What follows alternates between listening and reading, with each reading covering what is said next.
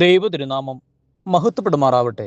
വലിയ നോമ്പിൻ്റെ 2026 22 പ്രഭാതത്തിനായി ദൈവത്തെ മഹത്വപ്പെടുത്താം.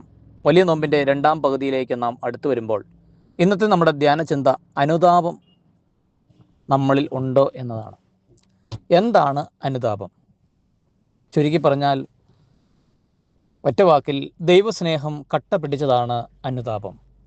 കുറച്ചുകൂടി അത് വിശദമായിട്ട് നാം പഠിക്കുകയാണ് എങ്കിൽ ധൂർത്തുപുത്രൻ്റെ കഥയിലേക്ക് നാം വരുമ്പോൾ തൻ്റെ അപ്പൻ്റെ സ്വത്തെല്ലാം ധൂർത്തടിച്ച് പന്നികളുടെ ഭക്ഷണവും പന്നികളുടെ കുത്തും പുഴുക്കളുടെ കുത്തും എല്ലാം കൊണ്ട് അനുതാപത്തിലേക്ക്, തിരിച്ചറിവിലേക്ക്, സ്വബോധത്തിലേക്ക് വരുന്ന ധൂർത്തുപുത്രൻ തൻ്റെ അപ്പൻ്റെ സ്നേഹത്തിൻ്റെ മുമ്പിൽ കീഴടങ്ങുകയും തൻ്റെ അപ്പൻ്റെ ഭവനത്തിലേക്ക് തിരികെ വരുമ്പോൾ ആ സ്നേഹം ആവോളം അനുഭവിക്കുകയും ചെയ്യുമ്പോൾ, ഞാൻ ഇത്രമാത്രം ധൂർത്തനായിരുന്നിട്ടും കൂടി തൻ്റെ പിതാവിനെ ഇത്രമാത്രം സ്നേഹിക്കുന്നുവെന്നുള്ള ഒരു ബോധ്യം, ഇതിന് വിളിക്കുന്ന പേരാണ് അനുതാപം.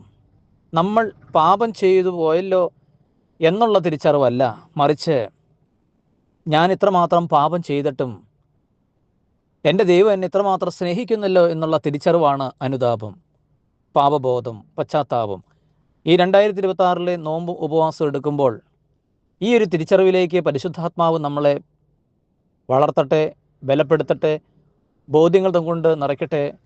ആ ബോധ്യമായിരിക്കട്ടെ അനുതാപത്തിലേക്കും നല്ല കുമ്പസാരത്തിലേക്കും നമ്മെ നയിക്കേണ്ടത്. ആയതുകൊണ്ട് ഈ വചനം ശ്രവിക്കുന്ന എല്ലാ മകനെയും മകളെയും നല്ല ഒരു കുമ്പസാരത്തിലേക്കും അനുതാപത്തിലേക്കും നയിക്കുവാൻ പ്രാർത്ഥിച്ചുകൊണ്ട് പ്രാർത്ഥനാപൂർവ്വം പുത്തൂർ കുടിലിൽ ജയ്മോനച്ചൻ.